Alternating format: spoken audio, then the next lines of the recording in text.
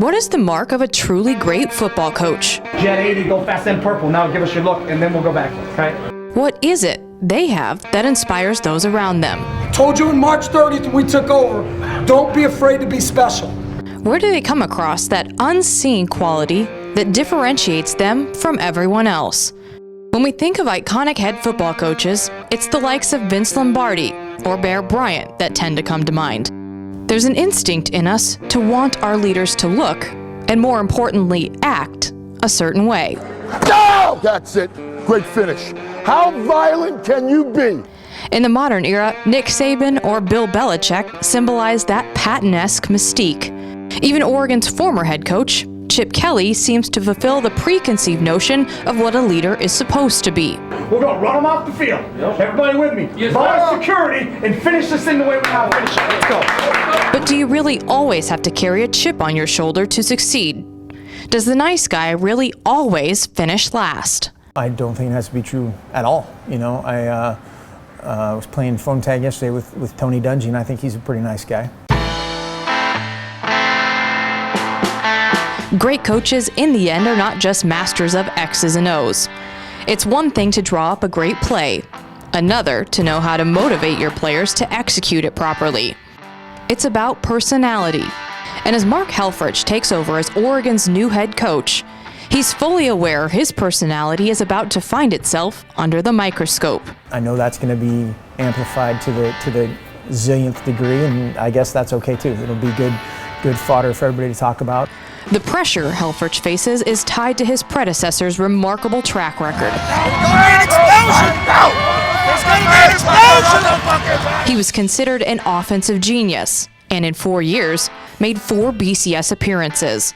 From just a sheer number standpoint, the guy's just one of the most successful, coaches in college football history. Helfrich inherits Kelly's playbook, much of the coaching staff, and most of his key weapons. What he did not get was the Chip Kelly persona.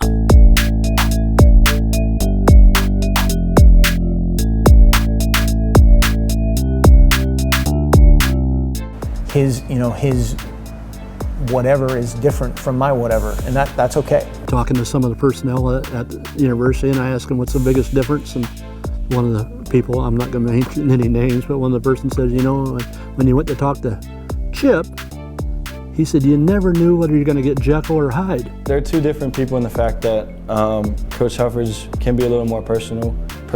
He'll come up and he asks you how you're doing, how's your family and whatnot. Kelly may have been more unpredictable and so focused on football that worrying about a given player's personal life wasn't always at the forefront of his mind. But that unpredictability and the hyper-focused mentality both played major roles in his success. He is fairly narrow-minded and straight. I mean, like, his vision is not real wide, but it's very specific to his task at hand.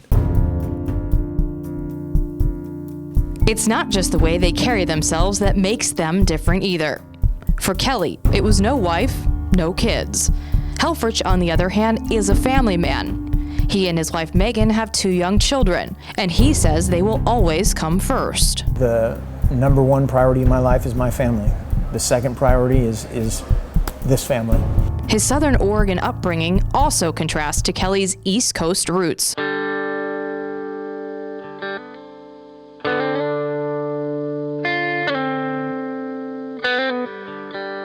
Helfrich grew up in Coos Bay, the small town's lifeline dependent on fishermen and loggers, whose bring your lunch pail to work mentality permeated the community and heavily influenced the values Helfrich stands for. He was always a very hard worker. You never had to tell him twice to do anything. And he was always on the moral side of everything. He doesn't worry a whole lot about me.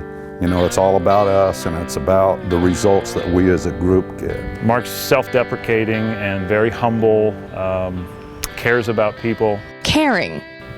That's often a trait lost in the shuffle when we describe leadership.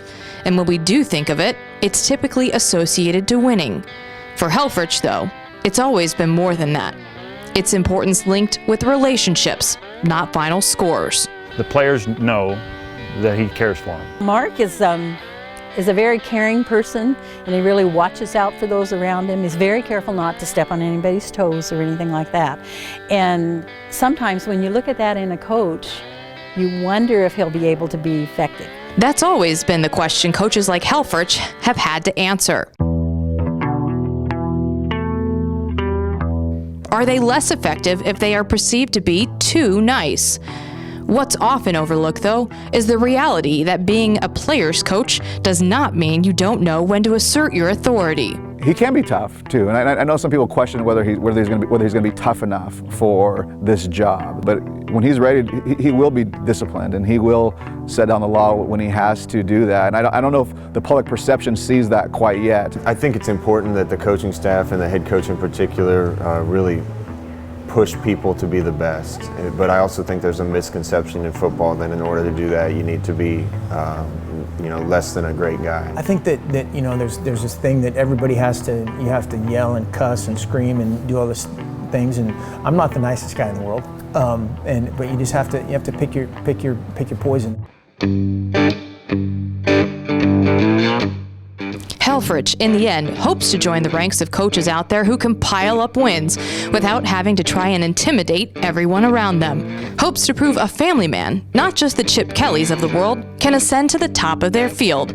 That the quiet types can be just as motivating as the Mike Ditkas. And I've had the good fortune of being around guys like Tom Osborne in Nebraska and gotten to know Tony Dungy real well. And I think guys like that have proven that you don't have to act that way in order to motivate your team and get your team to play at a high level. As long as you get your players to overachieve on the field, off the field, that's the goal.